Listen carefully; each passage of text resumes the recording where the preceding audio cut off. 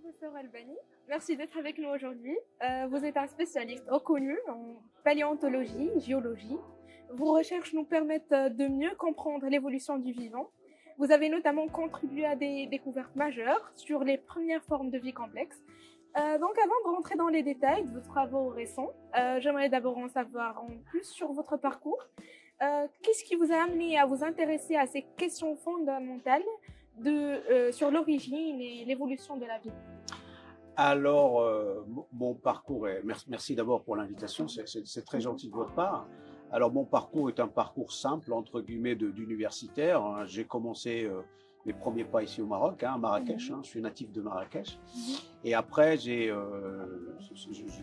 j'avais décidé d'aller continuer mes études supérieures en France, c'est ce que j'ai fait. Et je l'ai fait à l'université de Lille, dans le nord de la France.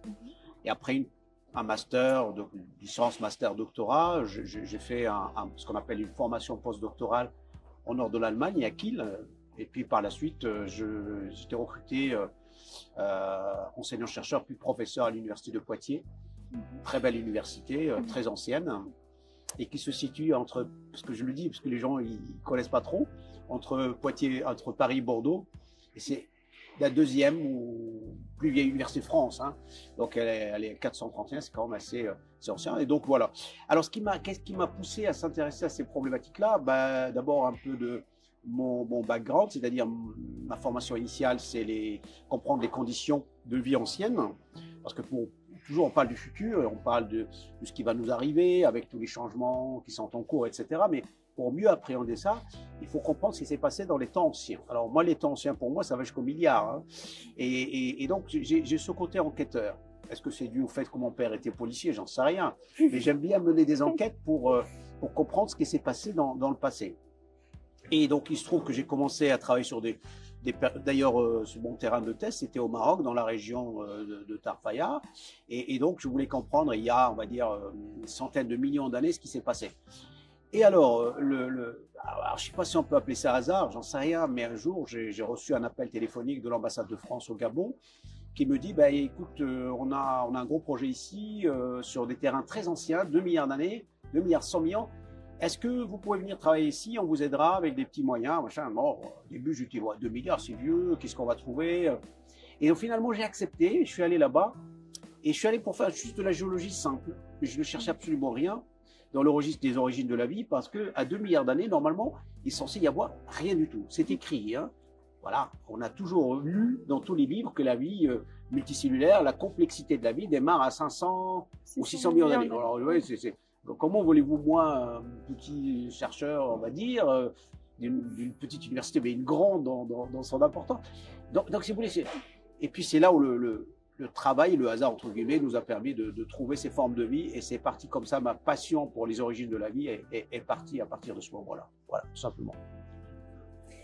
Parmi vos recherches, l'un de vos découvertes récentes concerne des trilobites fossilés dans les cendres volcaniques ici au Maroc. Ouais. Ces spécimens ont révélé des structures anatomiques inédites. Quelle a été pour vous la plus grande surprise dans cette étude récente là ici? Alors, comme je vous disais, en fait, on est parti d'abord de cette histoire gabonaise, donc c'est l'Afrique, c'est très bien. Et après, moi, ce qui m'intéressait, c'est que, comme je disais tout à l'heure, on est des enquêteurs. Pour pouvoir raconter une histoire sur les origines de la vie, ou sur l'histoire de la vie sur Terre, etc., il faut avoir des objets géologiques et biologiques bien conservés. Ça, c'est hyper important. S'ils ne sont pas bien conservés, vous n'avez pas d'informations. Donc, en fait, le Maroc nous a offert, le Maroc est extraordinaire pour tout ce qui est recherche géologique, paléontologique, sur un site qui se trouve vers Ouled Brahil, ça s'appelle Aïtioub, c'est un village. On a trouvé dans des cendres volcaniques des restes de trilobites. Alors, trilobites sont des arthropodes. Alors, pour faire simple, ça ressemble à des petites crevettes. Vous ne savez pas, ça ressemble. Et en fait, ils ont été conservés en 3 dimensions. Et on voit le tube digestif, on voit l'emplacement de l'estomac, on voit les épines, on voit les nageoires, on voit des choses que jamais personne n'a vues dans l'histoire de ces spécimens, sachant que ça fait au moins une centaine d'années qu'on les découvre dans le monde. Il y a, je ne sais plus combien de centaines, de milliers d'espèces décrites. Mais là, on découvre des choses qui n'ont jamais été décrites nulle part. Pourquoi? Parce que le fait que ça se trouve dans un milieu où un volcanisme pas loin, ce volcanisme explosif, donc on a une explosion qui envoie des cendres, parce que le volcanisme envoie des cendres dans l'espace, dans l'atmosphère, et ces cendres, quand elles tombent dans l'eau de mer, s'ils rencontrent une forme de vie, ils vont la piéger. Ils vont la piéger en 3 dimensions à l'instant où elle est là. Si elle était en mouvement, elle est prise en mouvement. Donc on la prend et elle ne va pas se transformer. Elle va rester comme je dis toujours, une boîte noire d'avion. Elle est là pour nous raconter ce qui s'est passé pendant le vol, parce qu'au moment du crash, malheureusement, il n'y a plus de témoins, mais reste que là, c'est pareil. Donc il y a personne qui était là avec 515 millions d'années. Donc les cendres volcaniques ont joué ce rôle de protection. Et quand on a regardé ça en 3 dimensions grâce à un scanner que nous avons à l'Université de Poitiers, un scanner 3D qu'on appelle microtomographie, ça a montré qu'on a des détails que jamais personne n'a vus auparavant. Et là, ça nous a ouvert une fenêtre sur la compréhension de ce qui s'est passé il y a 515 millions d'années. Et alors, pour imaginer aussi, ça ressemble beaucoup à ce qui s'est passé à Pompéi. Pompéi, Herculanum en Italie, c'est à côté de Naples. C'est pareil, c'est 2 villes romaines, 79 après Jésus-Christ, donc ouais, c'est juste hier, hein, c'est très récent. Eh bien, ils ont été envahis par des cendres. Le Vésuve, qui est un volcan très connu en Italie, a envoyé une explosion. Les cendres sont tombées, ils ont conservé la structure de la ville, ils ont conservé les gens qui sont morts dans leur maison en position de, soit ils étaient en train de dormir, soit se protéger. Donc, ça a préservé en 3D les humains de l'époque. Donc, en fait, les cendres, c'est pour ça qu'on a appelé ça le Pompéi marin de 515 millions d'années.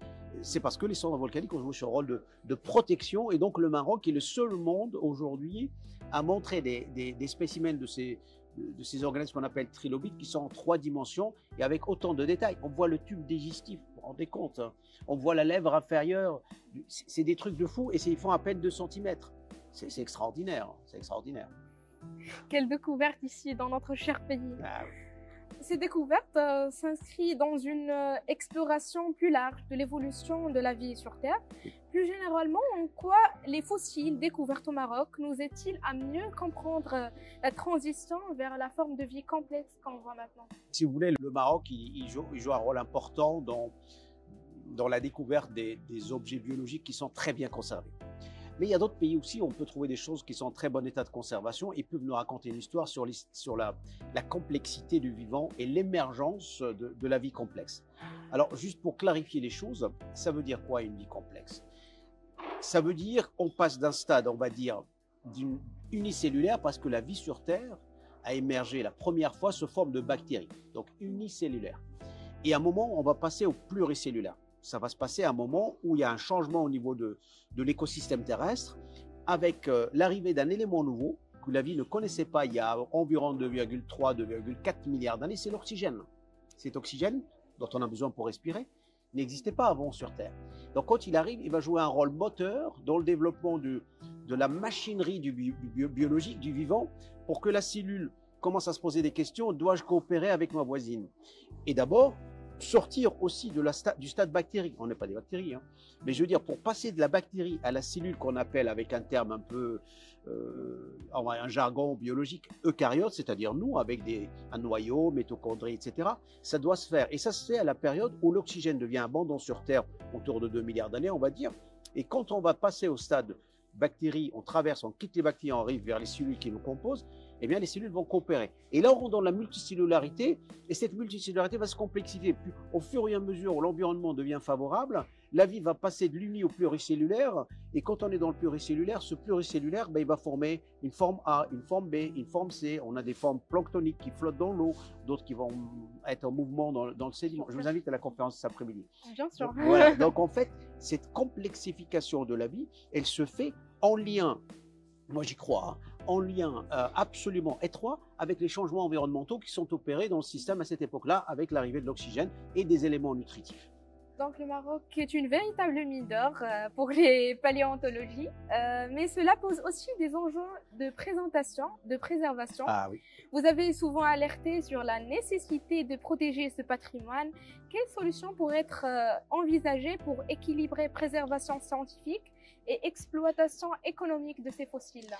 Ah, c'est une question cruciale et délicate, et en même temps à laquelle j'y tiens, parce que si vous voulez, on ne peut pas continuer comme ça. Moi, je l'ai toujours dit, voilà, je pèse mes mots, on ne peut pas continuer comme ça. C'est-à-dire, il faut qu'il y ait une vision, un management, une réflexion autour du patrimoine géologique, le patrimoine en général, mais le patrimoine géologique, paléontologique, tout ce qu'on veut, minerai, tout ce qu'on veut.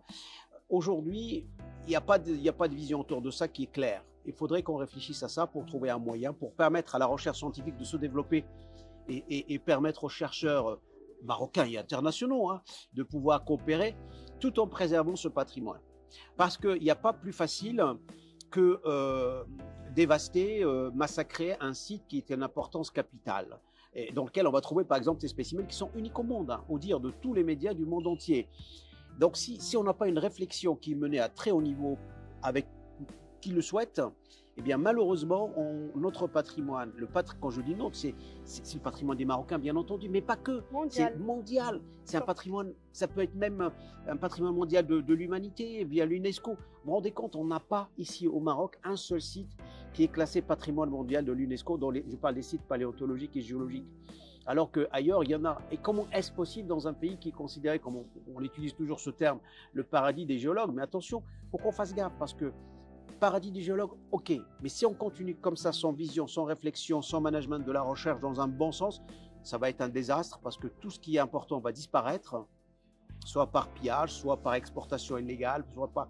Ça, malheureusement, moi, je ne peux, à mon niveau de chercheur, qu'alerter. Évidemment, je mets à la disposition des gens qui le souhaitent pour mener une réflexion, une vision, mais si on ne fait rien, malheureusement, ça risque de se transformer en désastre de la richesse de ce pays. Donc on a besoin d'un cadre qui va protéger notre identité mondiale, non pas juste oui, bien sûr. Moi, encore une fois de plus, il faudrait que le cadre soit à la fois scientifique, juridique, c'est-à-dire c'est un ensemble. On peut pas parler, on n'est pas des conservateurs au sens conservatisme non, c'est pas ça. C'est juste dire aux gens, vous pouvez travailler, tout le monde peut travailler.